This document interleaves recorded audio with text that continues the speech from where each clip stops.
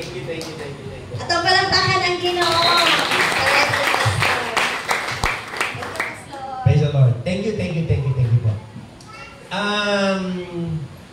Nag-birthday ako ng 65.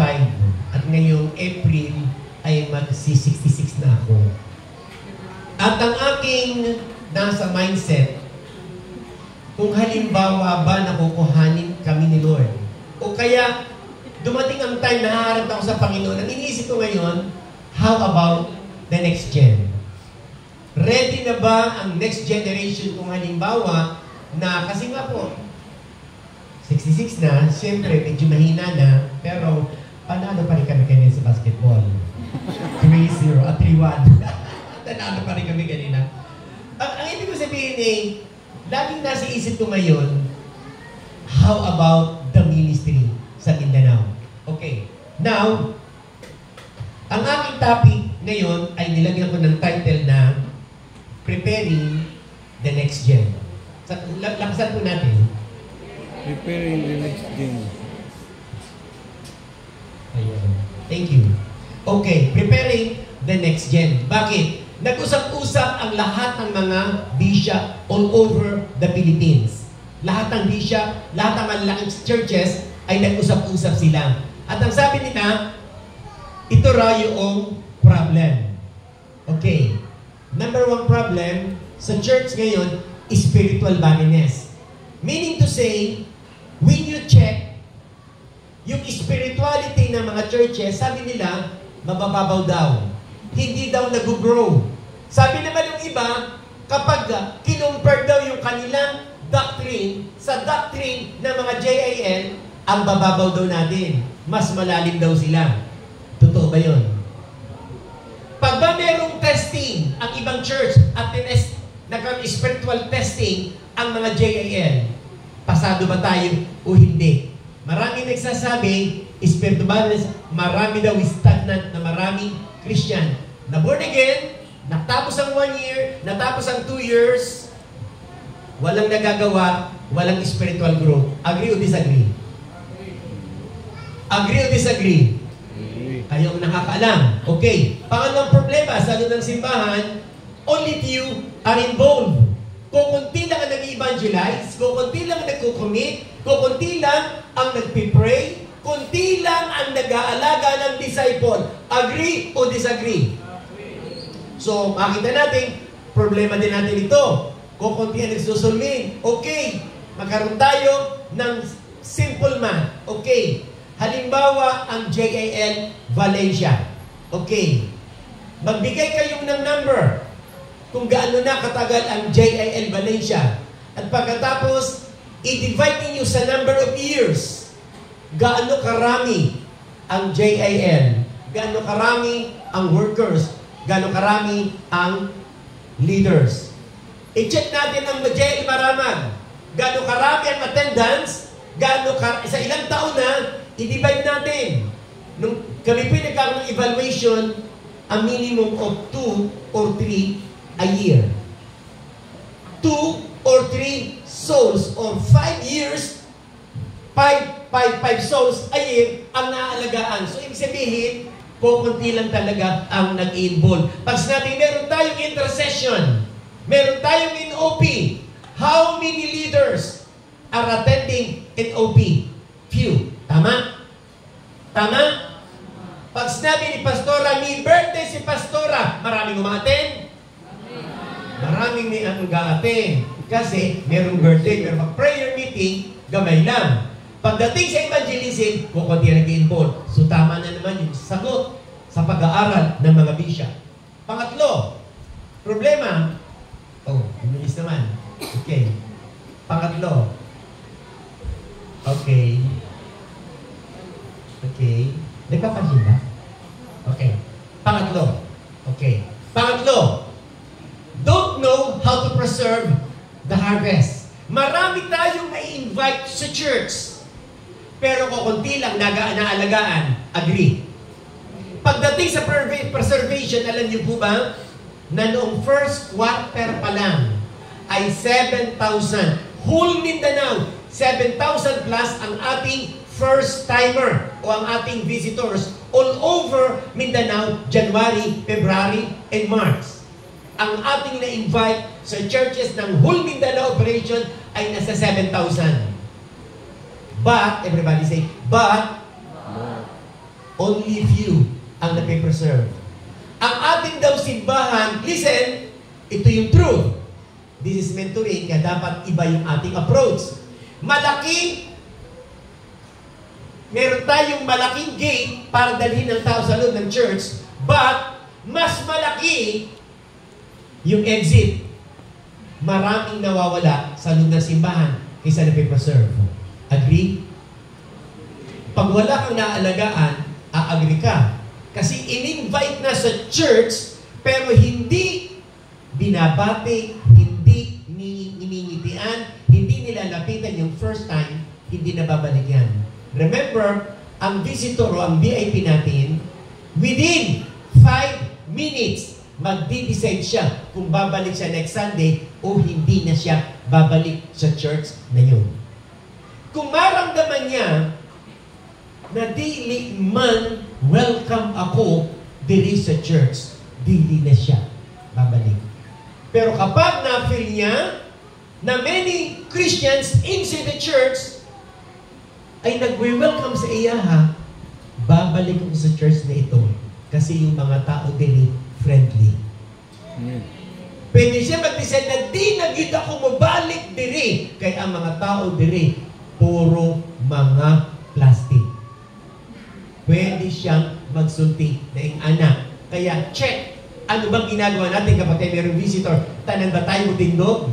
Nire-require ko sa tribe leaders na every Sunday na meron silang ribbon, sabihin VIP, at pinatayo na, required na tanang mga tribe leaders o workers ay muduli sa iya, mag-smile at sasabihin, welcome, ito ang iyong bagong family. Pwede? Pwede? Pwede. Okay. Pang-apat na problema daw, okay, pang-apat na problema daw ay ganito. What happened? Ano kaya nangyari daw? Okay.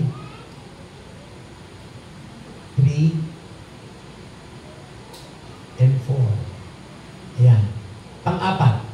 Okay. Ano ka nangyayari? Pang-apat. Pang-apat. Okay, pang-apat.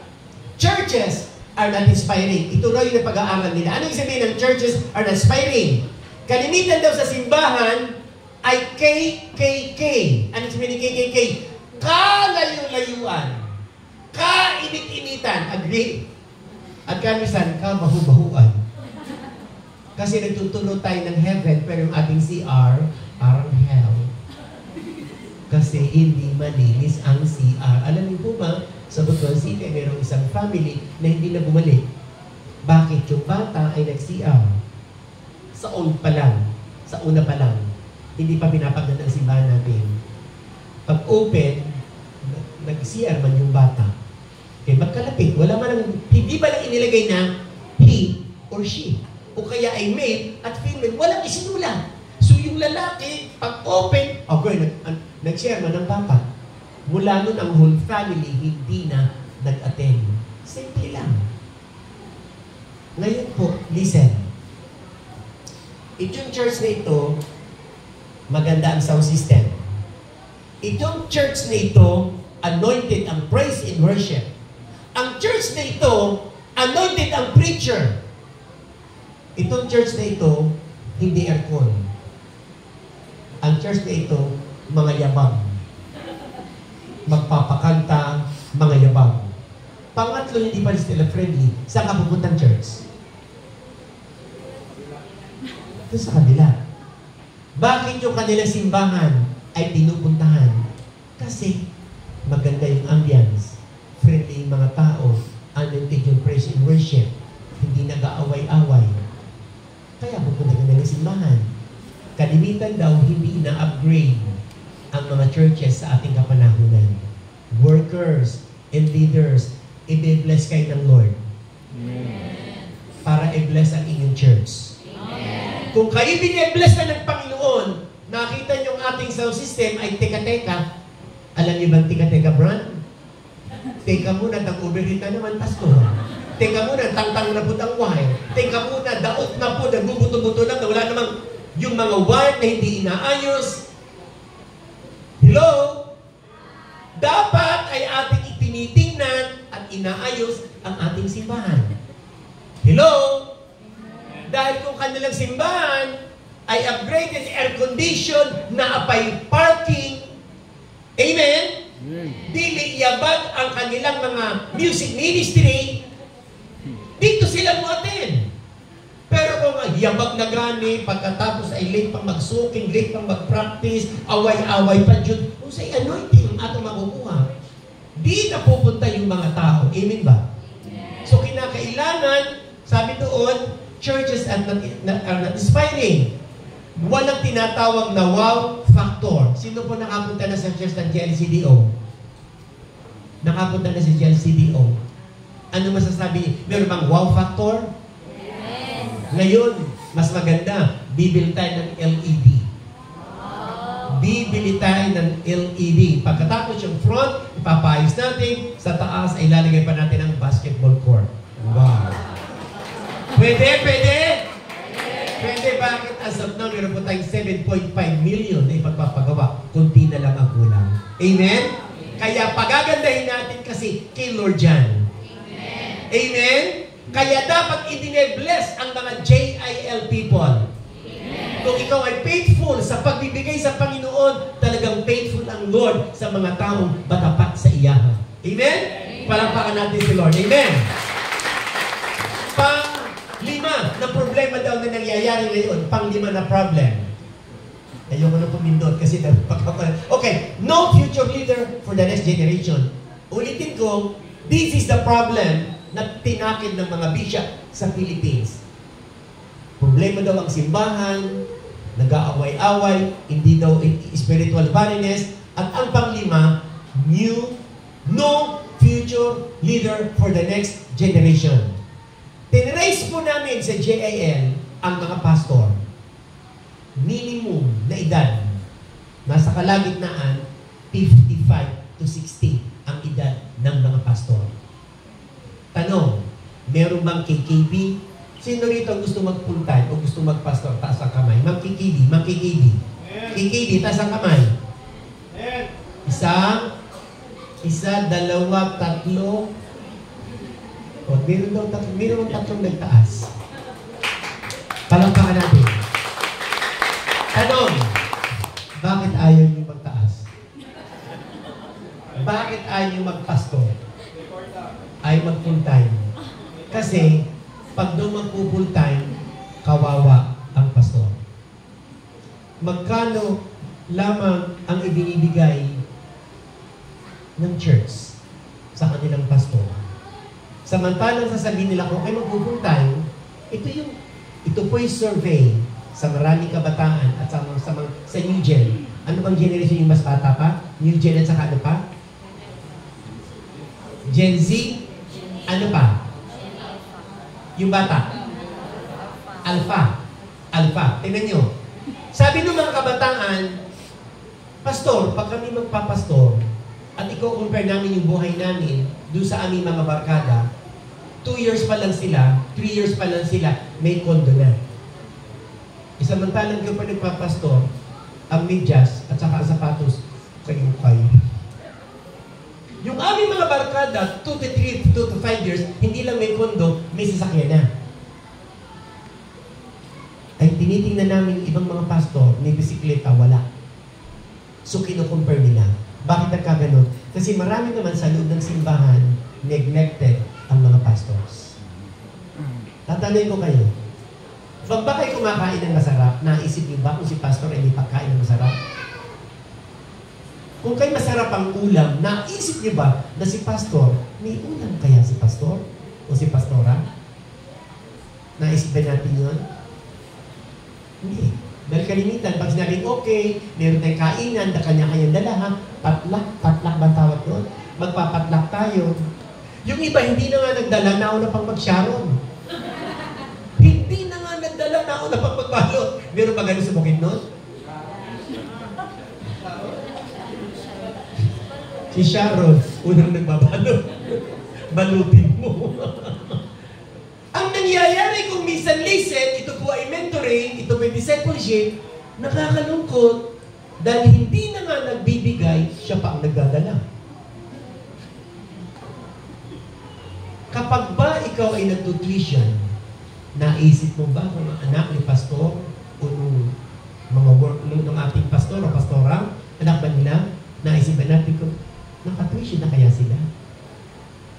Dahil iniisip natin, dapat every Sunday mabe-bless ako. Dapat, pastor, every Sunday mabe-bless ako. Pero tulad ng sinabing example kanina ni Ivan, sino sa atin yung nag-isip na, meron palang conference sila pastor, nakaisip ba tayo na, magkontribute tayo kahit paano para may-stack man si pastor sa pag-attend niya ng seminar? Wala. Dahil ang iniisip lagi ng mga members sa loob ng simbahan, dapat mag-bless ako. Dapat pag-birthday ko, andun si pastor at ako laging ipag-pray. Dapat andun si pastor. Dapat ako kapag anumang occasion, dapat andun si pastor. Pero iniisip mo bakit hindi nakapunta si pastor? Naisip mo ba na wala pa lang siyang gasolina? Naisip ba natin na kanisan pala may problema pala sa loob ng tahanan? Kaya hindi nakakapunta.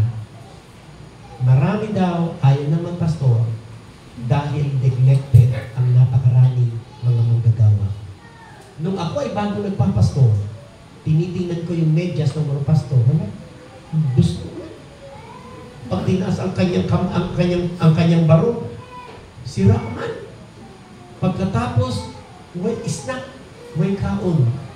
Ako po ay nag-start, ako na lang po ang natitira, nag-start sa JIL Mindanao.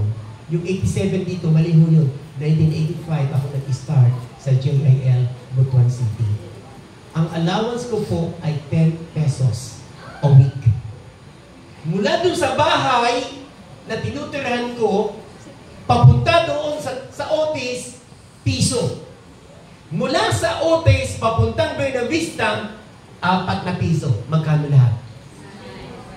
5. For 4 days po yun. Thursday ng evening ay babalik ako ng Butuan City 4 pesos. Mula doon sa Butuan City, sa Otis, pupunta ako sa Gingona para mag-open ng Bible study at live group, piso.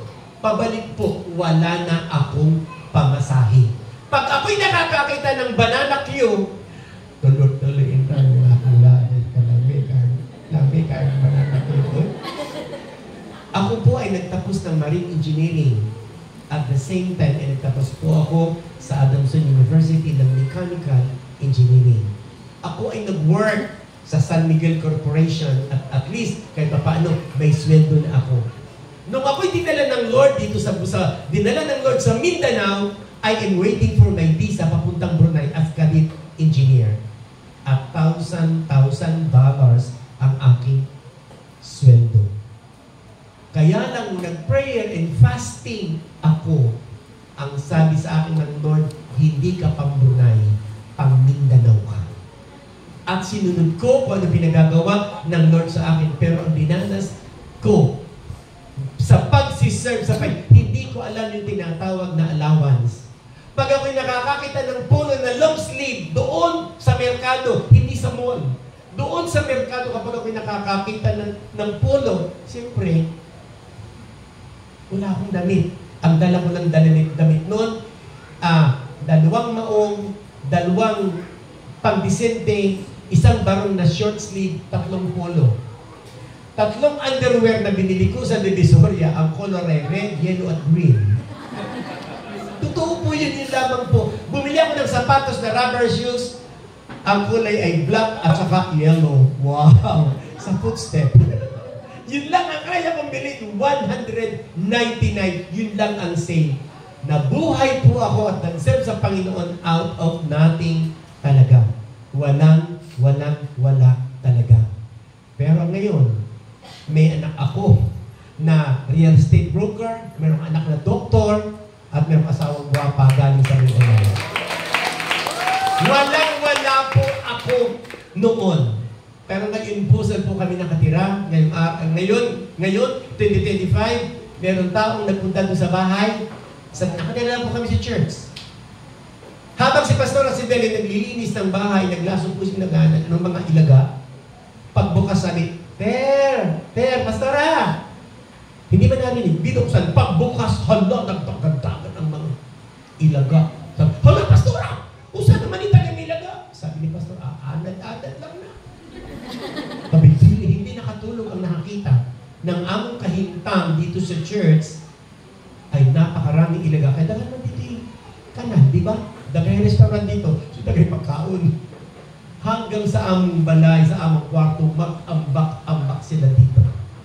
So yung tao, nakita naman na, hindi ang among pastor. Meron kaming tirahan, samantalang yung aming pastor, inani. Tapos kinausap si pastor, sabi niya, Pastora, meron akong townhouse. Pinarerenta namin ng 20,000. Gusto nga, di ba, dapil naman ang among allowance, 20,000. Sabi, dele lang. Tapos, tinitis, para hindi siya excited. Pero, Pastora, pag kayo ang titira, for free. Oh, di ba? At sabi pa ni Pastor Rasidel, pag kayo ay sumunod kay Lord, listen, sabi ko sa Pastor Rasidel, kung hindi mo gusto ang color ng paint at hindi mo gusto ang design ng townhouse, ipa-renovate mo. Nagpa-aral po si Pastor Rasidel ng architect at graduate na at pasado sa board exam. Pinapunta at pinagawa ng design. Matapos po ang design, sabi nako, millions po ang magagastos dito sa design na ito. Walang problema sa gastos. Pina-repair at pinaganda ang bahay for God's glory na ayos po yung bahay. Lilipat na kami! Nung kami lilipat na, dadalhin po namin yung aming washing machine, yung aming arenola, yung aming hayahayan, yung aming siyempre, Pastora! Huwag kayo magdadala bisan unsa. Ano man ang kailangan mo, mamili kayo. Ano man ang brand kailangan nyo, name it, ako lahat ang bibili ng inyong mga appliances. Malalaking TV, Sony, meron kaming Gusto, pinakang maganda, meron kaming rep, pinakang malaki, pinakang maganda. Yung kitchen, ipinagawa, I think 166,000 yata yung kitchen pa lang. At pagkatapos, fully air-conditioned. Tirahan na ang aming kwarto, naka-aircon, yung mga bata, aircon, sa baba, yung aming sala, naka-aircon.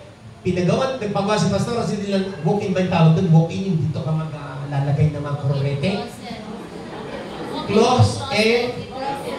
Walk-in closet. Nandun yung kanyang mga... Pagkatapos, sabi nung tag-iya, Pastora, pag ikinag may makeup, panimuton ka.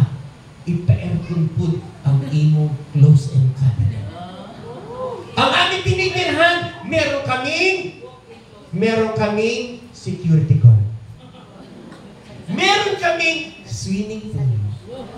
Meron kaming sariling basketball court. Pero nag-start ako 10 pesos a week. Pero maraming leaders, maraming KKD, maraming young adult ay ayaw mag-serve dahil iniisip nila kawawa kasi ang mga manggagawa. Yes, dadaan ka sa testing, dadaan ka sa trials, dadaan ka sa lahat ng uri ng pagsubok, pero listen carefully. Once you pass that testing, kapag nalampasan mo ang testing na yan, name it, lahat naman ng blessing, ibibigay ng Lord sa iyo. Amen? Maraming direktor ay nag-apply ng US visa. Denied.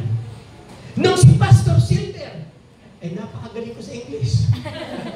Nung ako, ang tinanong, hindi ako sumasagot. Si Pastor Silver ang sumasagot. Sa US Embassy po ang consul, kapag nakatingin sa iyo at nag-interview, kung anong itanong sa iyo, dapat sasagot ka. Kaya lagi akong nakatungo para tumingin sa akin. Kaya lang, tinanong man ako, buti na lamang tanda ko yung aking trabaho. Ang sabi ng consul, what is your job? Sabi ko, Pastor, 10 years ang aking visa. Dahil lamang sa sinagot ko. At ngayon po, this coming March, pupunta na naman kami sa ibang bansa for free. sinasabi ko sa inyo, hindi kami naghahambog. Hindi kami nagmamataas o hindi namin pinagmamataas. No! Gusto ko lang sabihin sa inyo na alam ni Lord kung ikaw ay nagsisip sa Kanya ng tinuod. Amen. Kailangan ng Lord ng faithful pastors, workers, and leaders. Dahil malapit nang gumaling ang ating Panginoon. At sabi ng Bible, dapat ang Word of God ay marinig ng lahat ng tao, then the end will come. Matthew chapter 24. So dapat ay i-preach ang gospel, pero ang problema, kulang ang magpapastor. Kulang ang gusto mag full time dahil iniisip lagi nila, kawawa kapag ikaw ay nagpapastor. Gusto kong sabihin sa inyo, congregation, love your pastor. Love your pastora. Suportahan niyo po sila. Mahalin niyo po sila. Iba mong magbalik ang ating Panginoon. Amen? Palagpakan natin ng Lord. Pastors and leaders are neglected. Kunti lang salary, wala masyadong mga benefits, talagang kawawa. Now, ano po ang nangyayari ngayon? Okay, another slide. Okay? Hindi na po ako masyadong magtatagal dahil alam ko malayo pa pala yung uwian ninyo. Tingnan po ninyo. Sabi ng Psalm 78 verse 4, we will not hide this truth from our children. We will tell the next generation about the glorious deeds of the Lord. Anong sabi po sa 78? Huwag nating itatago ang kabutihan ng Diyos, kaya dapat nag-testify ka sa magandang ginagawa ng Lord. Ang sabi dito, huwag nating itatago sa next generation ang kabutihan ng Diyos. So dapat ay sinasabi mo, anak, mabuti ang Diyos. Mga papa at mama, the reason why you have children, because you are going to disciple your children. Amen? Pastors, huwag natin kalilimutan na ang ating trabaho ay hindi lamang preaching. Tayo mga pastor, equiper ang pinakang main purpose natin. Dapat mag-preach ka, pero huwag mong kalilimutan ang education ministry. Huwag mong kalilimutan ang i-equip. Huwag mong kalilimutan yung training dahil sila ang susunod na generation. Amen? Amen? Kaya sabi rito, huwag natin itatago sa next generation ang kabutihan ng ating Panginoon. Next, sabi pa doon, Joshua chapter 1 verse 20. Tingnan po ninyo. Sabi ng Lord kay Joshua, per tribe. Lalampas kayo doon, dadaan kayo ngayon doon sa Jordan River. Pagdaan sa Jordan River, may gagawin akong miracle. Pag umuna na, yung mga Levites na may dala ng Ark of the Covenant, biglang hihinto ang tubig. Tumawid sila. Anong ginawa nila? Nagkuha sila ng per tribe, ay kuha sila ng isang bato. Yung sabi dito, it was there at Gilgal that Joshua piled up the 12 stones, take it for the river. Then Joshua said to the Israelites, in the future, listen, kanina sa Psalm 78, sabi niya, huwag natin itatago sa next generation. Ibig sabihin, inihanda nila ang susunod na generation. Pastors, papa, mama, huwag niyong kalilimutan i-disciple ang inyong mga anak dahil sila ang susunod na generation. Tatanda ho kami. At darating ho ang time, kukuhanin kami ng Lord.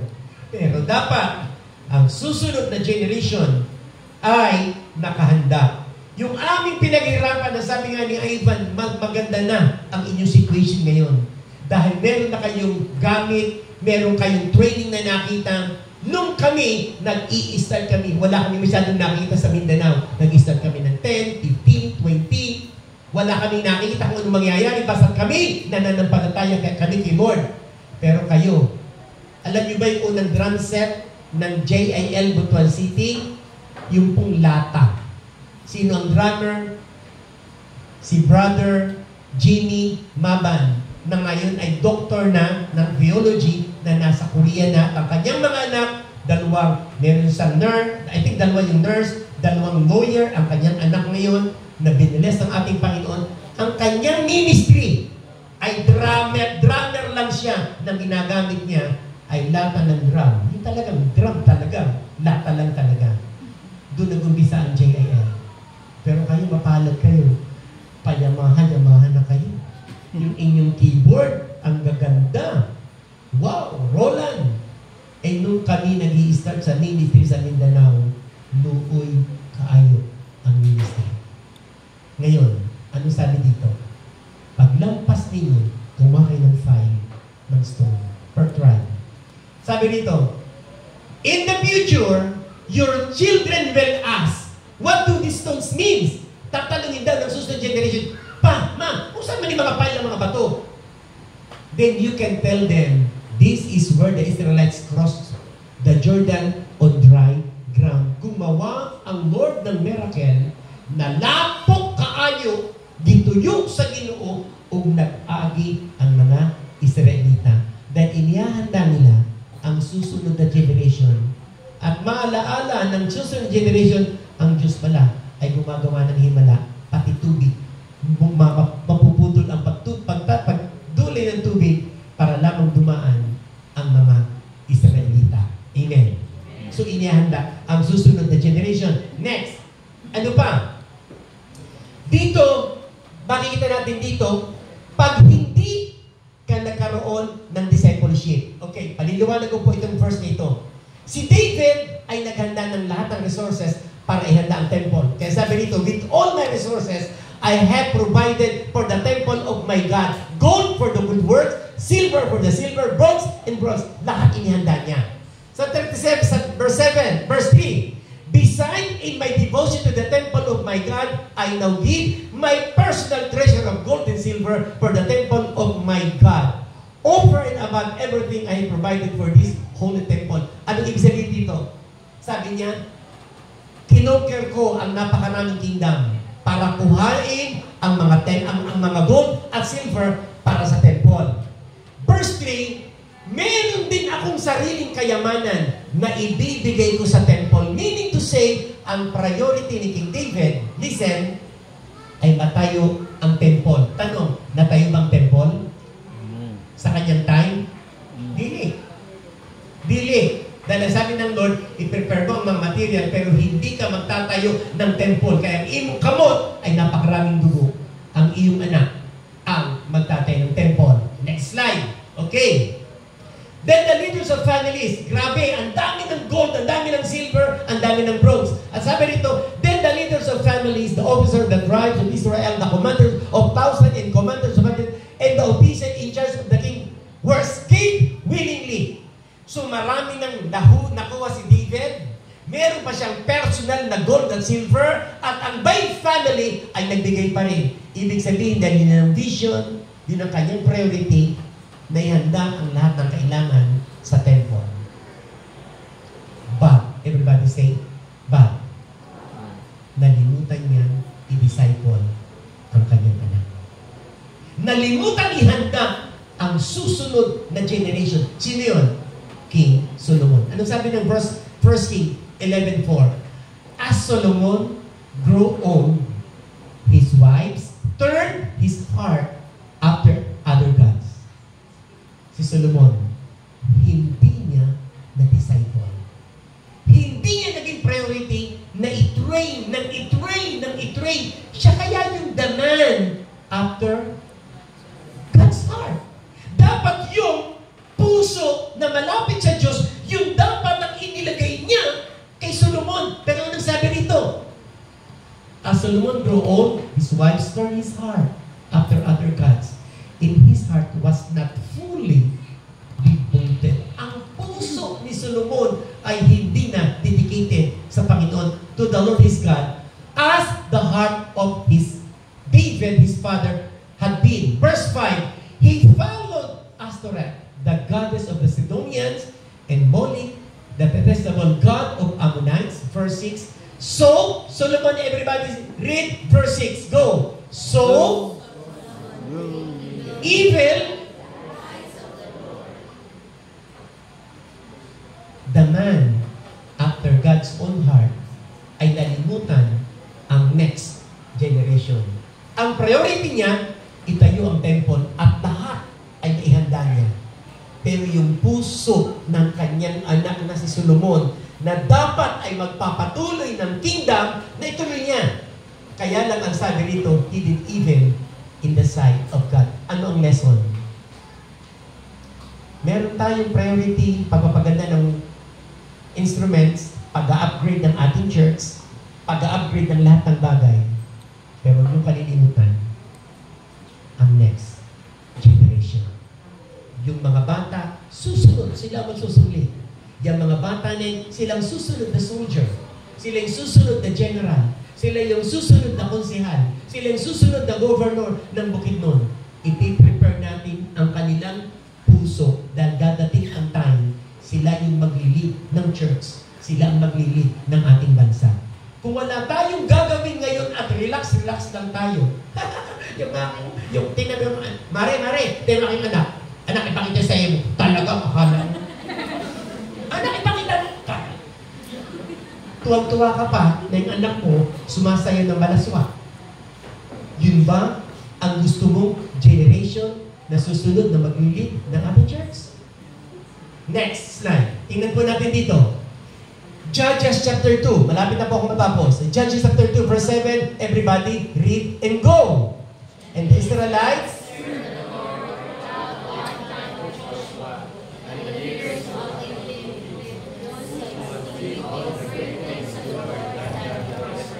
stop. Tingnan po ninyo. Kapag mayroong tamang leader ang church, tingnan natin kapag mayroong tamang pastor o pastora ang church. Sabi dito, and the Israelites served the Lord throughout the lifetime of Joshua. Paraphrase, ang mga taga-Bukidnon ay nag-serve sa kanilang buhay habang sila'y nabubuhay sa kapanahunan ng mayroong pastora Eva, Pastora Love, Pastor Rico, Pastora Maymay, o lahat ng mga pastor dito, sabi doon, dahil mayroong pastor na good example, mayroong congregation na nagmamahal kay Lord. Sabi dito, the Israelites served the Lord throughout the lifetime of Joshua, and the leaders who outlived with him, those who had seen all the great things the Lord had done for Israel. Mayroong pastor na may takot sa Diyos, kaya mayroong leaders na sumusunod kay Lord. Once ng mga pastor, mga leaders, ay gumawa ng immoral, gumawa ng hindi tama, ninakaw mo yung pera ng church, namakak ka, nagsinungaling ka, hindi na tama ang iyong ginagawa, mawawala yung mga leaders na yun. Kaya dito mali naman ang sinasabi rito sa kapanahon na ni Joshua, dahil siya ay faithful kay Lord, may mga leaders na matapat kay Lord. Si Joseph matapat, may mga leaders na matapat, at may congregation na matapat kay Lord. Dahil nakita sa kanilang leader, so yung susunod na generation ay matapat din sila na nagsiserve kay Lord. Verse 8, now Joshua the son of Nun, the servant of the Lord, died when he was 110 years old. Ito yung ating paghahandaan. Darating ang time, sabi ko nga, ako ay 66 na, at hindi ko alam kung kailan ako haharap kay Lord. Hindi ko alam kung kailan ako kukuhani ng Panginoon. At iniisip ko ngayon, bakit tayo mayroong mentoring? Bakit meron tayong heart-to-heart na pag-uusap? For your information, inihanda namin ang next generation dahil kayo ang magpapatakbo ng simbahan. Kayo ang magiging pastor sa international. Parang ayaw ninyo. Nangyari na po ngayon. Si Pastora Beth po sa New Zealand ay nagpapatakbo na ng encounter, nagpapatakbo na ng SOL dahil nakita nila effective sa Mindanao ang SOL 1, SOL 2, SOL 3. Amen? Amen? At dahil kayo ay natitrain, pagdating ng panahon, baka nasa international din kayo. Dahil maraming Pilipino at maraming tao pa sa ibang bansa na nangangailangan ng salita ng Diyos, kung hindi kayo ready, hindi kayo na-train, hindi kayo naging active sa ministry, hindi niyo nakuha yung vision ng ating Panginoon, kawawa ang susunod na generation. Sabi doon, namatay si Joshua. Nung siya'y namatay, what happened? Next slide. Dito na po kung tatapos. Judges chapter 2, verse 10. Listen, kapag hindi naihanda ang susunod na generation. Kanina, meron na example. Si David, hindi naihanda. Si Solomon. Sa kapanahon na ni Joshua, okay naman. Dahil buhay pa si Joshua. So yung mga leaders, faithful. Yung mga Israelita, faithful. Kaya lang, may nagkulang. Sabihin natin lahat, may nagkulang. Yung sumunod, maaaring first generation, okay pa. Nag-reserve kay Lord. Pero yung second generation, wala na. Yung third generation, wala na. Anong sabi dito? After that generation died, another generation grow up who did not acknowledge the Lord or remember the mighty things He had done for Israel. Mayroong isang generation na naglakihan, pero namatay. Ibig sabihin, isang generation na hindi na-disciple. Isang generation na hindi na-prepare. Isang generation na walang nagturo sa kanila ng kabutihan ng Diyos at nangamatay yun. Lumaki na naman isang generation, wala na namang nag-disciple sa kanila. Itong sabi ng Bible. Isang generation na walang takot sa Diyos. Isang generation na walang nagko-correct. Isang generation na walang nag-train. Isang generation na wala ng takot sa Diyos at nangamatay. Generation 1, Generation 2, Generation 3. Anong sabi doon? Hindi nila kilala ang Diyos o hindi na rin nila naalaala. Di ba kanina sabi ko sa inyo, ang utos ng Diyos kay Joshua, Joshua, magpay ka ng mga bato. Sa future na magtatanong ang mga bata, unsa na? Ang Diyos, gihati, gidivide ang Jordan River para ang Israelita ay mutubok. Wala. Dito, wala nang naramdaman. Wala nang alam ang susunod na generation. At dahil wala silang takot sa Diyos, walang nag-disciple sa kanila, wala silang mentoring, ayaw nila, bukas may trabaho tayo, bukas may school tayo, pero bakit kinakailangan mag-training tayo dahil piniprepare kayo ng Panginoon sa susunod na generation. Anong sabi ng verse 11? Sabay-sabay po natin basahin. Go. And serve. Ano yung Baal dito? Ang Baal dito ay si Satan. Yun daw mga Israelita na chosen people na dapat ay nagsiserve. Itinuro kanina ni Haiba na tinataas ang kamay ng ibig sabihin nagtitiwala sa Diyos. May laban tayo. Pero ang ating ipaglaban ay iba yung paraan ng Lord. Itataas lang yung kamay ng ibig sabihin, Lord, nagtitiwala kami sa iyo.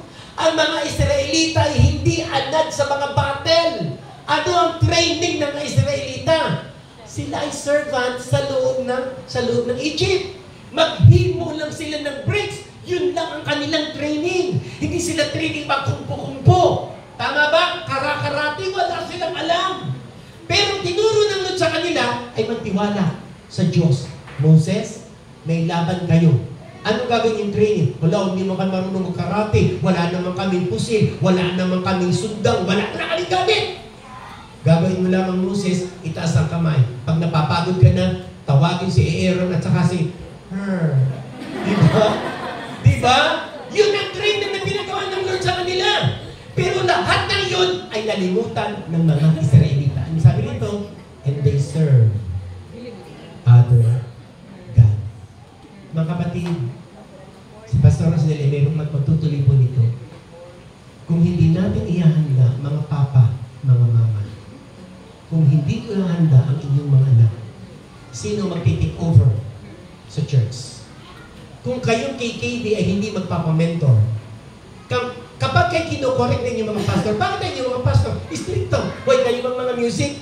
Asan inyong mga devotion? Dapat sine-check. At kung ikaw ay nagagalit kapag sine-check ang iyong devotion, may problema ka.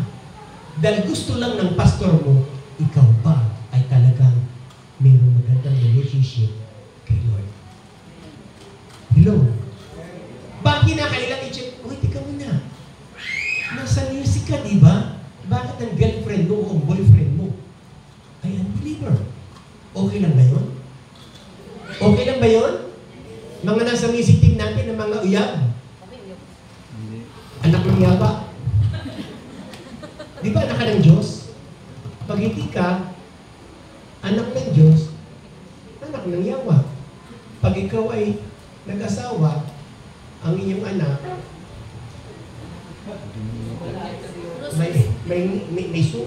may pangin, may buntot, ng anak ninyo kasi nagmi-mix. Ano sabi ng Bible? Dapat anak sa Diyos ay para sa anak sa Diyos. Kasi kayo yung nagpipil. Amen ba? Tinitrain kayo na ang susunod na generation pagkatapos ninyo at matanda na kayo, hindi na kaya magsayaw-sayaw pa, yung susunod na generation na turuan nyo ng tama. Kaya po tayo ay may mentoring ngayong gabi para ihanda natin ang susunod na generation. Hanggat hindi bumabalik si Jesus, tuloy ang laban. Tuloy ang evangelism. Tuloy ang mentoring. Tuloy ang discipleship. Amen? Let us pray. Panginoon, ingatan niyo po ang JIL Bukidnon. Salamat sa kanilang time na bagamat sila'y pagod, bukas ay may pasok sila, bukas ay may trabaho sila, andito sila, Panginoon, para makinig ng iyong salita. At i-bless mo sila, Panginoon.